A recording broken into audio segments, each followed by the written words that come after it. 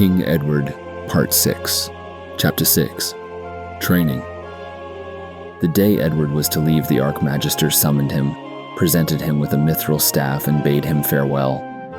Back in his small cell, Edward removed his novitiate robe and donned the gray shirt, black pants, and red sash he'd worn to the tower. He fingered the sash lovingly. His mother had purchased the shirt and pants, saying they looked sturdy and maybe wouldn't show the dirt from the journey. Morelin had given him the silk sash with its embroidery of twined leaves and flowers, birds and butterflies and mithril, dwarven and elven metallic threads, but he'd waited until they were across the channel. Aliera had said it cost too dear. She'd suggested cutting down one of Morelin's old ones to fit, but the elf had adamantly refused to let her have any of them. Edward smiled, remembering, and wrapped the sash twice round his waist, then knotted the ends carefully. He took the staff and ran down to meet his parents. He'd meant to fling himself at them, but Morelin was alone, and Edward stopped still. "Where's my mother? Is she?"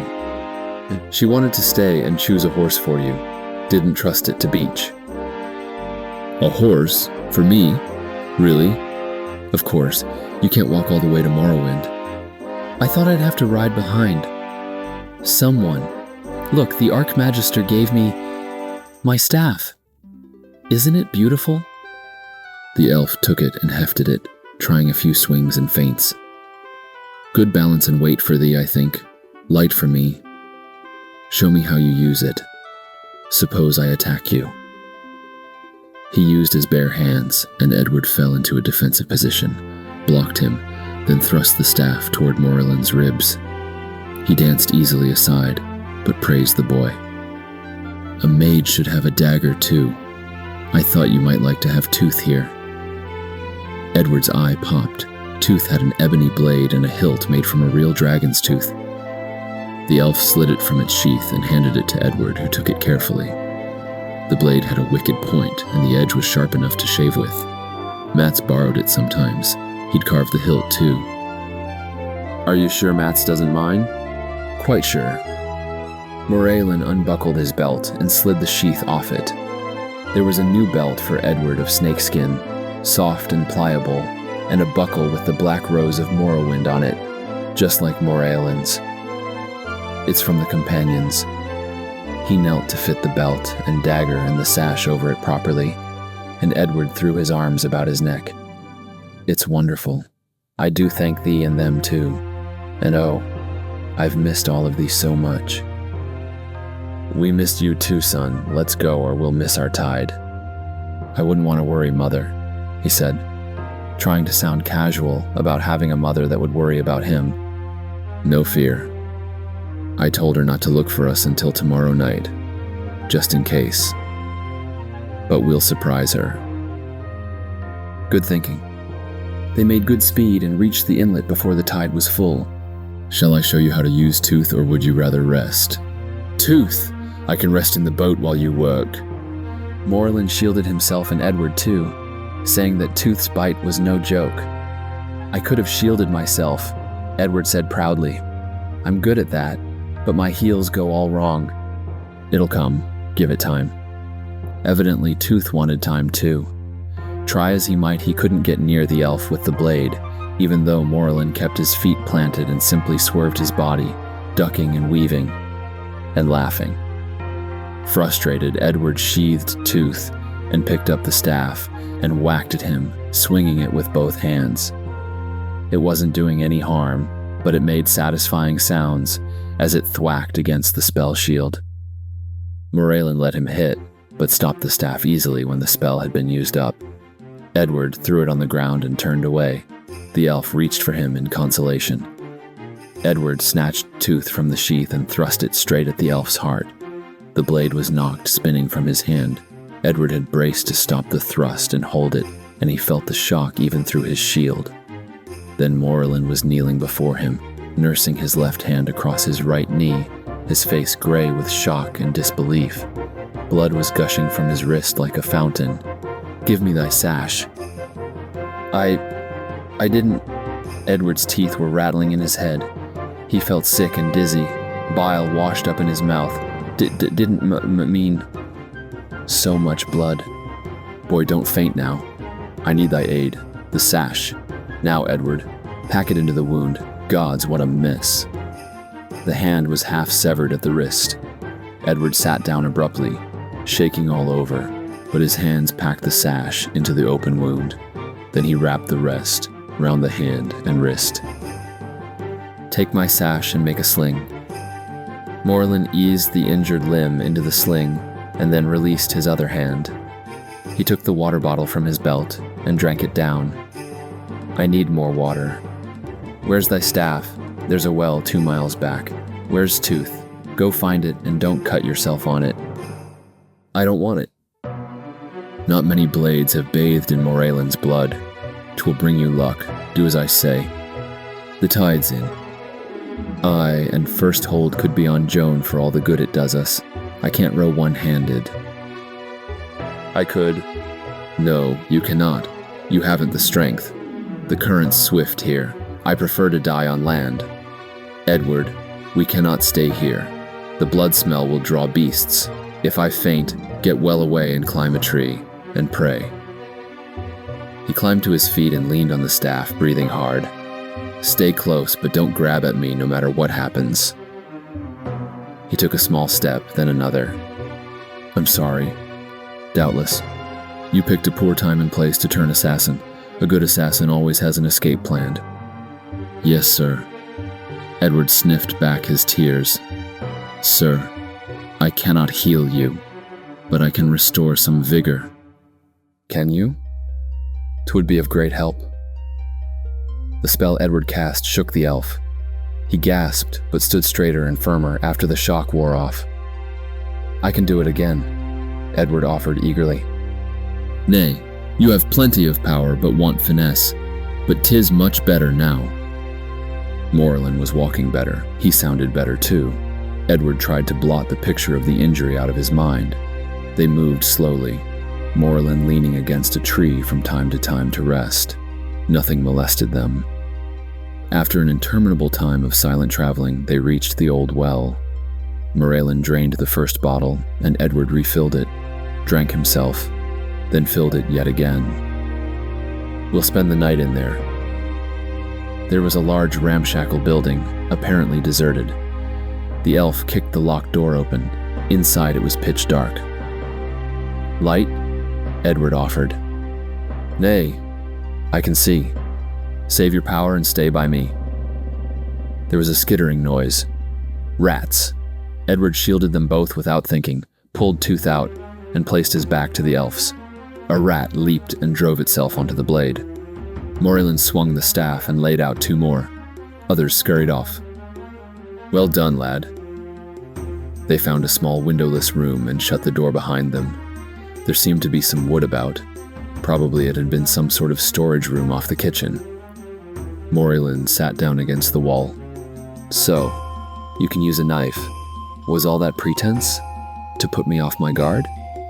Edward was appalled. He burst into tears, protesting that he'd never harm Morlin willingly. I meant it for jest. I thought it'd make you laugh. I was angry at first, but at myself, my clumsiness, not you. It was a sudden thought. I love you, dear. The elf reached out with his good arm and pulled Edward down to him.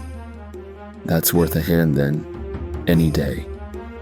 Edward sobbed against his shoulder while Morlin soothed him with pats. You are my real father. Edward, I am not. Nay, thou art. Thee puts my well-being ahead of thine and loves me when I least deserve it. Thee's been kind and generous and never asked anything of me save to my own profit.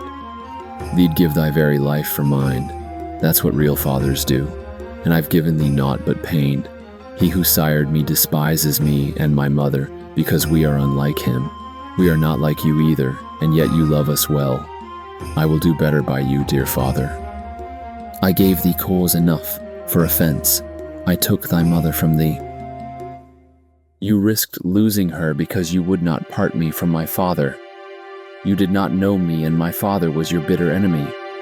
And yet you took thought for us. You could not know how unnatural he is. It isn't in you. Granted, and yet the offense and your anger at it remain.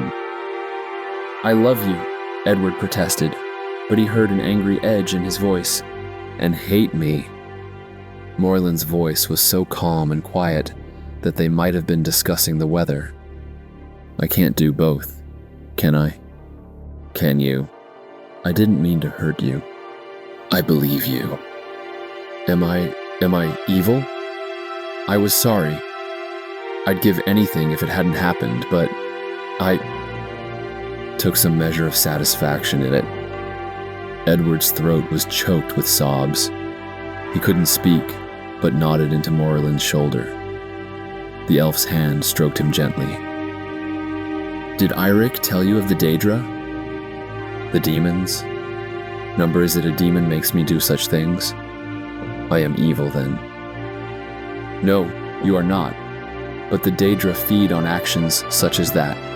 They encourage them, and your anger draws them. But they can't make you do anything.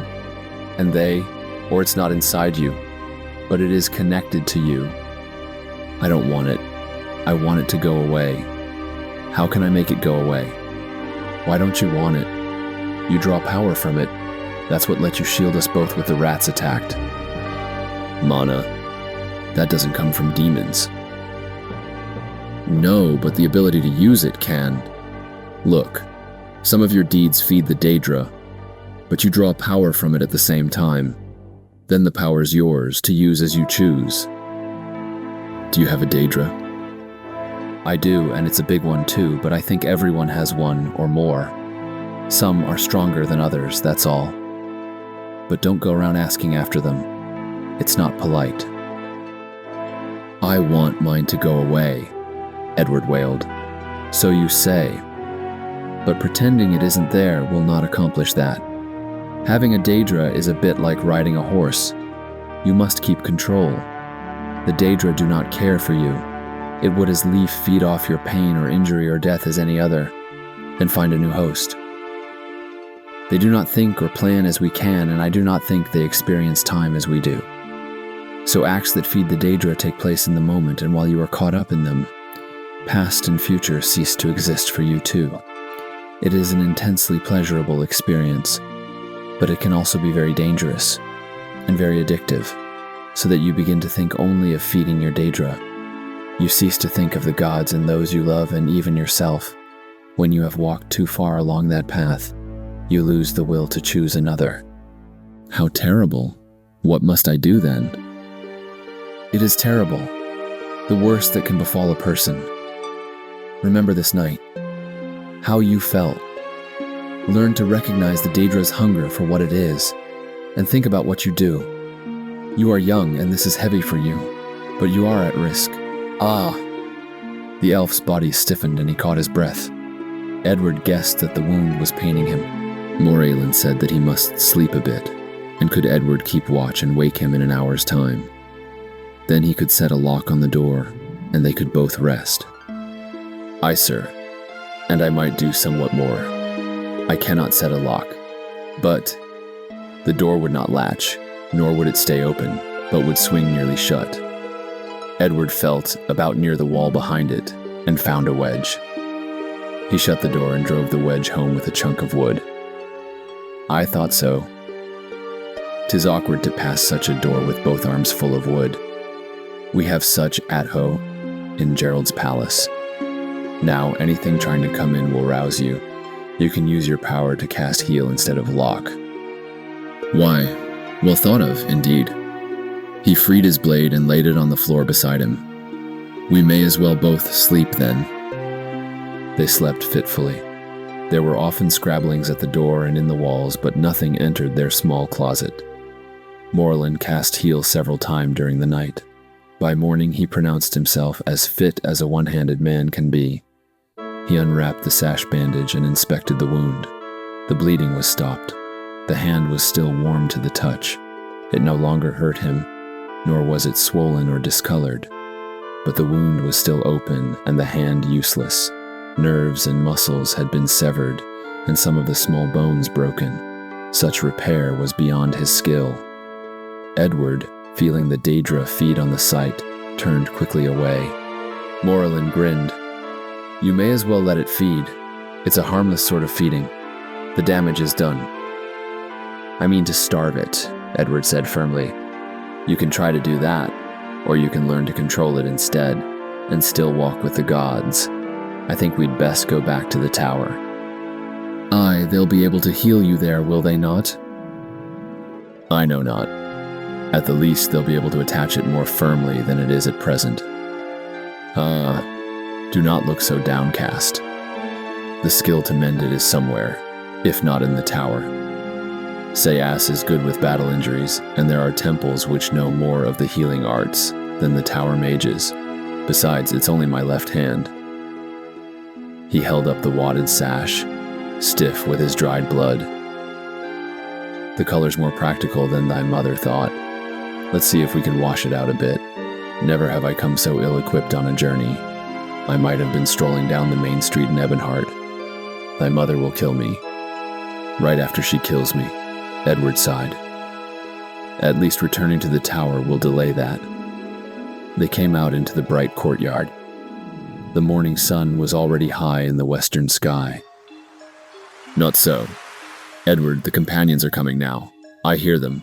Mara, let me think of a real good lie. Myth trotted into the courtyard.